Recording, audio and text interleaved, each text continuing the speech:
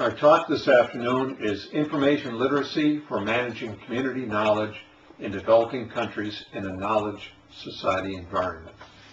It is co-authored by myself and Dr. Neeli Megan of Bangalore, India, a very prominent, very gifted and knowledgeable person. Three definitions I think that we need to be familiar with at the start of the paper are information literacy, knowledge society, and knowledge management. Knowledge management is the area that is closest to our hearts as librarians and information specialists. Basically, that deals with the process of managing knowledge that's coming into our area or that we are disseminating to other areas. Also organizing the knowledge that we have stored within our libraries or our facilities. Knowledge society is a newer expression dealing with the new global knowledge exchange that is taking place with the aid of computers, with information technology. Today, for example, we can communicate within seconds with people hundreds of miles away or even thousands of miles away. Information literacy deals with the skills that each individual has to use this new knowledge-based system that we have, and not only the books but also the technology that we're able to use now. One thing I want to stress at the beginning, while my talk deals mainly with information technology, I also have a very warm heart for the use of books and paper documentation. Our first area to talk about is what is community knowledge.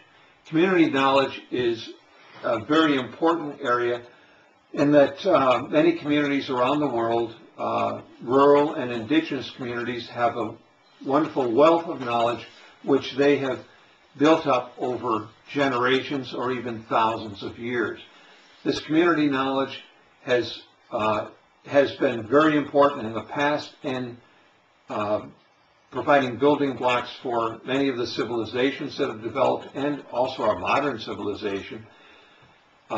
They also will be essential parts of the future, and they are proving to be very important in the present time. Some indigenous and marginalized communities have extensive knowledge. For example, some of the island peoples in the Pacific know of 35 variations of certain species of fish. They not only know the variations of them, but they know when they're going to be in certain areas at certain times so that they can fish for them and use them either for food or for medicine. The next area is sources of indigenous community knowledge. This is a vast area. I'll use just some small examples from North America, where indigenous knowledge has had a very powerful impact upon our global economy today. One example is food. In the area of food production, about 70% or more of the food today came from indigenous communities in the Americas.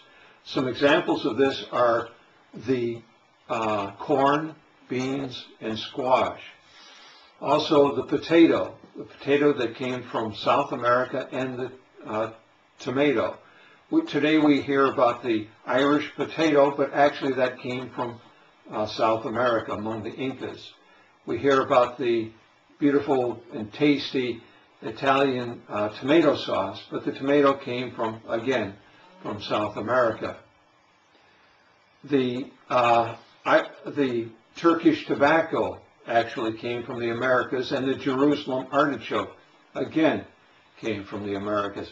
So we have a lot of foods that feed a lot of people around the world that came from indigenous communities.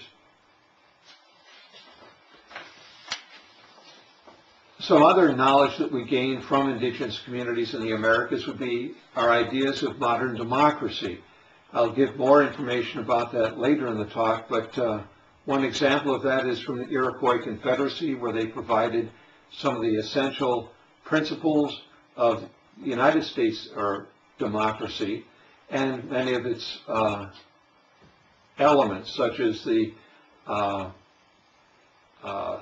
three parts of the government, three branches of the government: the executive, legislative, and judicial, the bicameral legislature, and many of the principles of that we base democracy on, such as democracy coming from the people and not from a leader. Understanding the next item, number 4, would be understanding the special issues related to the exchange of ideas. Today we have, in the past we've had exchanges of ideas by ship, but today we can, and that would take anywhere from days, weeks, or months to get information from one place to another. Today we can do it almost instantaneously with technology, modern technology, but the problem is who has that technology, who can use it, who can afford it, and who has the skills to operate that technology. Different communities have different needs and priorities. When we come to indigenous communities, each of the communities has its own needs and priorities. In some cases, such as in the United States, most of the indigenous communities and indigenous people speak the English language as well as their own. Therefore, they can communicate within their communities in their own language, or with outside communities with the English language. This gives them an advantage there. And so I've got a few of them, as you can see here, and I'll ask you to read them in the paper following my talk. I'll just cite the first 3 on our list here. The first are the fundamental principles that guide indigenous people's behaviors. These are important and are worthwhile for any librarian, any knowledge professional going into a rural or indigenous community to find out either beforehand or soon after they arrive in those communities. Again, that's fundamental principles that guide the indigenous people's behaviors. An example of that here among the Ojibwe is the word manajitawin, which means respect. And this is the guiding word, the guiding principle behind their language. Their whole language is designed around the word respect. Conservation of natural resources, including soil, water, and energy. This is something that most indigenous communities stress and have principles regarding, and we in our own societies are also grappling with this particular issue. The last one I'll mention, but it's certainly not the only one here on our list, is the degradation of the Earth's biosphere. Many indigenous communities are threatened gravely by the changing or climate change and the global warming. For example, some indigenous communities that are close to the oceans are threatened by the rising waters of our worldwide oceans communities.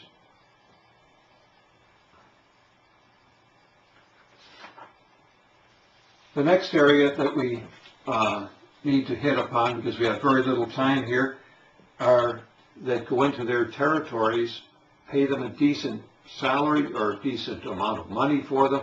Do they take care of their environment after they leave, or do they pollute it? These are justice issues that we need to consider. Another area is medicine. A lot of the indigenous communities have